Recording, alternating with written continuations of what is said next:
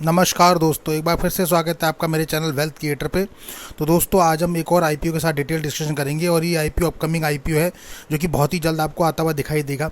May be कल से ही open होने वाला आईपीओ है दोस्तों, और ये है एनबीएफसी सेगमेंट का एक आईपीओ, यानी नॉन बैंकिंग फाइनेंशियल कॉर्पोरेशन की जो कंपनीज होती हैं उसमें आता है। इसका नाम है आसान लोन आईपीओ, यानी कि कंपनी का नाम ही आसान है, जो बेसिकली कार जो कि व्हीकल्स लोन होते हैं उस पर डीलिंग करती है और बिजनेस सेगमेंट के लोन पे डीलिंग करती है। तो बेसिकली ये जो है रूरल और अर्बन एरिया में जो है काम करती है। बेसिकली जानेंगे इस कंपनी के फाइनेंशियल फंडामेंटल कितने स्ट्रांग है, आईपीओ को अवॉइड करें या अप्लाई करें, और जीएमपी मार्केट में क्या डिमांड बनी हुई है, वो सब डिटेल में डिस्कशन करेंगे। पर उससे पहले वीडियो को लाइक शेयर और सब्सक्राइब करना बिल्कुल ना भूलिए दोस्तों। तो आइए वीडियो में आगे बढ़ते हैं और सबसे पहले बात कर लेते हैं इंपॉर्टेंट डेट्स इस आईपीओ की क्या होने वाली है, ताकि हमें पता रहे। तो इसकी जो डेट्स है दोस्तों, ये आसान लोन आईपीओ है और ये आपको ओपन होगा 19 जून, यानी कि कल से ओपन होगा, 21 जून तक रहेगा। सॉरी, फेस वैल्यू रखी गई है 10 रुपये पर शेयर। प्राइस बैंड कंपनी ने रखा है 114 रुपये से 120 रुपये पर शेयर। तो हमें कट ऑफ प्राइस यानी 120 रुपये पे अप्लाई करना है रिटेल के लिए। लॉट साइज 125 शेयर का है। टोटल इशू साइज 132 करोड़ का, यानी काफ़ी छोटा इशू साइज है। पर सबसे अच्छी बात यह कि पूरा का पूरा फ्रेश इशू है और एनएससी बीएससी दोनों पे लिस्टेड होता हुआ दिखाई देगा आपको। लॉट साइज की अगर बात कर लें तो रिटेल कैटेगरी में एक लॉट में 125 शेयर आपको मिलने वाले हैं, जिसकी कीमत है 15,000 रुपये। रिटेल में मैक्सिमम 13 लॉट तक अप्लाई कर सकते हैं। 1625 शेयर मिलेंगे, 1,95,000 रुपये देने हैं। स्मॉल एचएनआई मिनिमम में 14 लॉट अप्लाई करेंगे, 1750 शेयर मिलेंगे, 2,10,000 रुपये पे करने हैं। स्मॉल एचएनआई मैक्सिमम में 66 लॉट तक अप्लाई कर सकते हैं, 8,250 शेयर मिलेंगे और 9,90,000 रुपये पे करना है। बिग एचएनआई कैटेगरी में मिनिमम 67 लॉट अप्लाई करने होते हैं, 8,375 शेयर मिलेंगे और 10,05,000 रुपये लगभग आपको पे करने पड़ेंगे। अब बात कर लेते हैं दोस्तों कंपनी के बारे में, कंपनी कैसी है।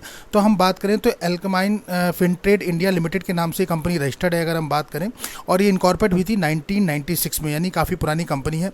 तो एल्कमाइन फिनट्रेड लिमिटेड को जो है नॉन बैंकिंग फाइनेंशियल कंपनी का लाइसेंस मिला हुआ है, यानी एनबीएफसी का लाइसेंस इस कंपनी के पास है और लगभग 20 सालों से इसे एक्सपीरियंस है। तो ये लीडिंग कर रही है रूरल्स एंड सेमी अर्बन जो एरियाज़ हैं इंडिया के, उसमें जो है ये लोन प्रोवाइड कराती है। तो लोन किस टाइप का है अगर हम बात करें तो कंपनी मेनली प्रोवाइड जो लोन कराती है सोल्यूशन, वो कराती है नीड बेस पे, और रूरल एंड सेमी अर्बन जो पॉपुलेशन है वहाँ ये कवर करती है। इसका पोर्टफोलियो अगर आप देखेंगे तो ये व्हीकल फाइनेंस करती है और बिजनेस फाइनेंस प्रोडक्ट इसके पास है, यानी कि स्मॉल कैटेगरी के फाइनेंस। और जो आपको इसका बिजनेस दिखाई देगा वो भी इसके जो है आपको स्मॉल बिजनेस ओनर पे ये काम करती है, तो यानी कि जो है रूरल एरिया में ज़्यादा दिखेगा। अगर हम बात करें तो कंपनी ऑपरेटेड करती है रूरल एरिया में और सेमी अर्बन एरिया में। बेसिकली ये इंडिया स्टेट में काम करती है और 4 स्टेट में इसकी प्रेजेंट है। पहला देखेंगे तो राजस्थान में है, दूसरा महाराष्ट्र है, तीसरा मध्य प्रदेश है और चौथा गुजरात में है। तो 4 स्टेट में ये देखने को मिलेगी। और इसका रजिस्टर्ड ऑफिस की बात करें तो उदयपुर राजस्थान में है, और कॉर्पोरेट ऑफिस की बात करें तो मुंबई महाराष्ट्र में आपको देखने को मिलेगा। इस समय इसके पास 12 ब्रांचेस हैं और तकरीबन 25 पॉइंट्स हैं जहाँ की ये प्रेजेंट है, इंक्लूडिंग डिजिटल और फिजिकल ब्रांचेस दोनों अवेलेबल है। और तकरीबन बात करें तो 2 लाख कस्टमर ये अभी तक सर्व कर चुकी है। तो यानी काफ़ी अच्छा स्कोप है इसके पास। 2 लाख कस्टमर मतलब सेमी और रूरल एरिया के कस्टमर्स को इन्होंने सर्व किया है। वहीं अगर कंपनी के बारे में और बात करें दोस्तों डिटेल में जाने तो देखेंगे कि तो कंपनी जो है वो फाइनेंस करती है परचेजिंग के लिए। अगर कस्टमर को परचेज करना है न्यू 2 व्हीलर व्हीकल जो होते हैं वो करना है, व्हीकल्स या 3 व्हीलर्स व्हीकल्स जो आते हैं वो करना है, जैसे स्कूटर हो गया, मोटरसाइकिल हो गई या ऑटो रिक्शाज हो गए, इस टाइप से। फॉर किनको, सैलरीड प्रोफेशनल को और सेल्फ एम्प्लॉयड नॉन प्रोफेशनल को, दोनों को ही ये लोन प्रोवाइड कराती है। अगर हम बात करें तो 125 एम्प्लॉई हैं कंपनी के पास एज प्रेजेंट 31 दिसंबर 2023 तक के लिए। और इसका जो ओवरऑल वेलफेयर है वो प्रायोरिटाइज करती है। बात करें फाइनेंशियल स्टेटमेंट की, यानी फाइनेंशियल फंडामेंटली कंपनी कितनी स्ट्रांग है, बिकॉज कंपनी की मजबूती जो है उसके फाइनेंशियल स्टेटमेंट से पता लगती है। तो हम यहाँ देखेंगे 3 साल के स्टेटमेंट हम रिव्यू करेंगे, जिसमें 2021, 22 और 23 3 साल का, और प्लस कंपनी ने अभी रिसेंट में 31 दिसंबर को जो अपना क्लोज किया था क्वार्टरली तिमाही, उसको हम देखेंगे 2023 तक कितना हुआ है। अगर हम एसिड की बात करें तिमाही में जो अभी क्लोज हुआ है 31 दिसंबर तक, तो 417 करोड़ है। रेवेन्यू कंपनी के पास 53 करोड़ है। प्रॉफिट आफ्टर टैक्स 12 करोड़ है। नेटवर्थ कंपनी की देखें तो 217 करोड़ है। रिजर्व कंपनी के पास 185 करोड़ है और कर्जा कंपनी पे 195 करोड़ का अभी तक है। लास्ट 3 साल का अगर हम एनालिसिस करें, लास्ट 3 साल में कंपनी की परफॉर्मेंस क्या रही है, तो एसेट कंपनी के पास 2001 में 455 करोड़ थे, जो कि घट के 2022 में 374 हो गए। फिर कंपनी ने इंक्रीज़ करे 390 करोड़ पे लेके आई और आज की डेट में 417 करोड़ है। लेकिन अभी भी कंपनी बहुत पीछे, 2021 में 455 करोड़ पे थी और आज 417 करोड़ पे, तो अभी काफ़ी पीछे है। अगर रेवेन्यू की बात करें तो 86 करोड़ था 21 में, 22 में 67 हुआ, यानी यहाँ भी डाउन ट्रेंड गया, फिर 69 2023 में बढ़ के आया और आज के डेट में 53 करोड़ का ही रेवेन्यू है। यानी रेवेन्यू की पीस में कंपनी ने डिक्रीज़ किया है 2021 के कंपेयर में 2023 तक। प्रॉफिट आफ्टर टैक्स की बात करें 16 करोड़ था 21 में, घट के 22 में 4 करोड़ रह गया, और 23 की बात करें तो 15 करोड़ रहा और अब फिर से घट गया, यानी 12 करोड़ के लगभग अभी दिख रहा है।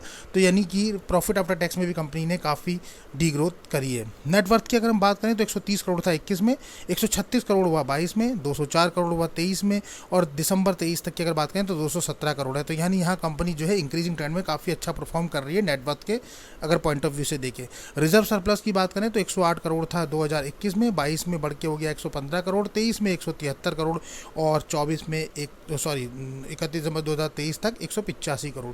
तो अगर देखेंगे तो रिजर्व सरप्लस भी कंपनी ने काफ़ी अच्छे इंक्रीज़ किए हैं, यानी कि 105 करोड़ 108 करोड़ से बढ़ के आज कंपनी 185 करोड़ के रिजर्व पे खड़ी है। अगर कर्जे की बात करें दोस्तों तो कर्जा वैसे भी फाइनेंस कंपनी जो होती है उन पे मोस्टली कर्जा रहता है, एनबीएफसी टाइप की कंपनी जो होती है उनमें कर्जा रहता है, पर इस कंपनी ने अपने कर्जे को डिक्रीज़ किया है। 317 करोड़ था 21 में, 22 में घट के 230 हुआ, 23 में घट के 177 और अभी जो है 195 करोड़ का ही कर्जा है। तो ये अच्छा ट्रेंड, अच्छा सिग्नल दे रही है कंपनी, जहाँ की अपने कर्जे को भी डिक्रीज़ कर रही है। मोस्टली फाइनेंस कंपनी में कर्जा जो है इंक्रीजिंग ट्रेंड में ही रहता है और मोस्टली डेप्थ में ही कंपनी रहती है फाइनेंस सेक्टर में। कुल मिला के देखें जाए तो फाइनेंशियली सो एंड सो कह सकते हैं, बहुत एक्सीलेंट कैटेगरी के नहीं है, पर एवरेज परफॉर्म दिया है। एसिड में कंपनी को थोड़ा सा काम करना पड़ेगा, रेवेन्यू पे भी कंपनी को थोड़ा काम करना पड़ेगा। प्रॉफिट आफ्टर टैक्स में अपने आप जब रेवेन्यू पे काम होगा तो प्रॉफिट भी अपने आप निकल के आएगा। नेटवर्थ कंपनी की अच्छी है, ग्रोइंग कर रही है, रिजर्व सरप्लस भी कंपनी के ग्रोइंग कर रहे हैं, बोरिंग को कम किया जा रहा है, तो ये काफ़ी अच्छे साइंस हैं। अब बात कर लेते हैं होल्डिंग्स की। तो इसके जो अगर प्रमोटर की हम बात करें, प्रमोटर कौन है तो निर्मल कुमार जी आपको प्रमोटर दिखेंगे। निर्मल कुमार जैन है, मंजू देवी जैन है, दीपेश जैन जी दिखेंगे और निर्मल कुमार जैन HUF है, यानी हिंदू अनडिवाइडेड फैमिली जो होती हैं वो है। तो यानी पूरी की पूरी सिंगल फैमिली है जिसके पास ये पूरा स्टेक है, तो हम कह सकते हैं कि सिंगल फैमिली के पास ही ये पूरा का पूरा होल्डिंग है।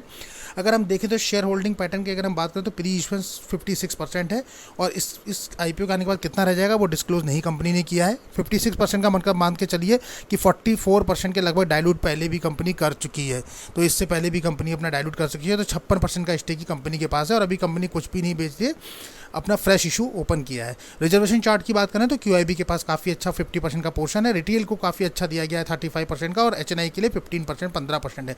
लेकिन IPO का इशू साइज काफ़ी छोटा है, तो मे बी ये शायद ओवर सब्सक्राइब मोड में जाए।